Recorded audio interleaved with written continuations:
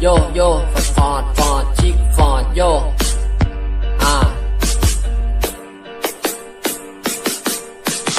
กูนอแมนยืนอยู่บนกองดินทรายถ้ามึงบินเข้ามารับรองมึงได้วอดวายกูอันตรายยิ่งกว่าหมัดของลูฟี่กูฟันจนตาลายให้มึงกลายเป็นเศษขี้ขยี้มึงแพ้พ่ายร้องไห้ในที่สุดฉุดลังกูไม่ได้ยกมือไหว้ยังไม่หยุดมันสุดจะทนชิบหายกับคำว่าแครี่กากเหมือนดาบกูหิวก็หายอยากจะฟันที่ปากขาดถุยใส่หน้าฟัดโลด้าไปสักทีลีลานาคอนด้ากล้าไหมล่ะคนดีกี่ทีก็ว่ามามันเสียเวลาหาแดกแหวกยากกันเข้ามาก็รู้ดีว่าหน้าแหกเวลากูแบกมึงอย่าทำมากัดกูสลัดอันติจนหน้าแหกถ้ามึงกล้าก็ลองดูกูไม่ว่ามันอาจไม่เข้าท่าแล้วมึงอาจไม่ได้ค่าความคิดของคนบ้าขอร้องอย่ามาซ่ากูว่าลองเปลี่ยนความคิดดูลองกลับไปคิดดูนะคนดีและนอแมทไม่ดีที่ทรายมันไม่เล่นเหมือนควายมันยังมีความตายมันยังไม่ง่ายได้ทำมึงวอดวายหายใจแทบไม่ทันแทบไม่มีกันและกันพังกี่ทีมันก็พังจากกี่ปีมันก็ยังจะตามกูทุกวันออกอายมาสักอันกี่วันมันก็ตกกี่วันมันก็จงจากกี่วันมันก็จบทำมึงเป็นทรงทำมึงเป็นศพโดนกูตรงโดนกูตบแล้วมันเนรแล้วมันหน้าทำมึงเซทำมึงพลาดจับมึงฟาดลงทะเลยืนเซจนมึงมัวจนมึงกลัวจนมึงหนีไปทำใจสงสัยบายบายท่านผู้ชมขอบคุณทุกคนที่มาดูด้วยนะครับผม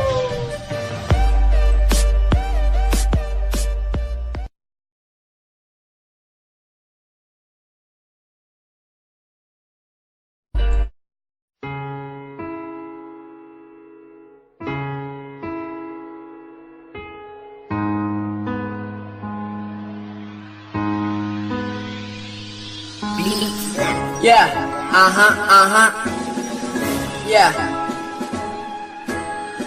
yeah, yeah. เก่งกว่าเสือโคร่งมันก็คือเสือดาวที่ไหนมีหญ้าโลกมันมักจะมีไนท์ฮาว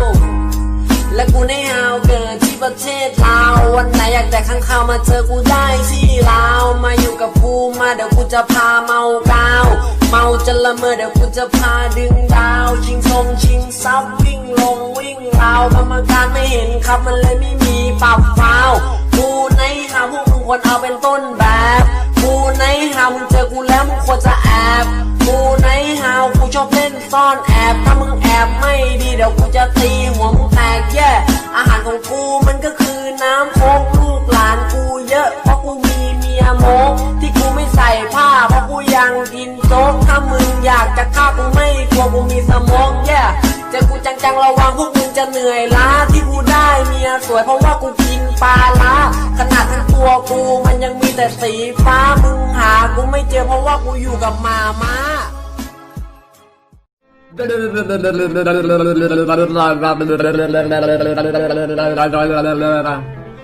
ตัวใหม่เข้ามาคงจะเก่งไม่น่าจะธรรมดาไปเล่นดูสตาร์สรุปแบงค์โคจะไก่กาหน้าตามันก็โหดโหลดเข้าเกมให้ไวกูจะไล่ค่ะหน้าเล่นหน้าลองหน้าเอากับบองไล่ชุบหน้าแต่พอเข้าไปก็ไม่มีอะไรเห็นมีแต่กอหญ้าก็ไม่เข้าใจทำมาเพื่ออะไรหน้าสาดได้ก่อซาแล้วนี่ผมเองจะมาบ่นทำไมในเมื่อลิงเทเป็นบอราคาก็ไม่แพงแล้วยิ่งถูกกว่าแกงก็ซื้อกันไปเถอะนะอย่ามาบ้าอย่ามาโชว์อย่ามาโม้อย่ามาโนแล้วบอกว่าเก่งจริงอยู่ข้างหน้าอยู่ข้างหลังอยู่ข้างหลังอยู่ข้างหน้าไอแอมมันเก้ขิงยกซ้ายยกขวายกขวายกซ้ายเพราะกูดื้อเพราะกูคือลิงและสกิลมันกากก็ยังอยากซื้อเพราะว่ามันคือคิงว้าว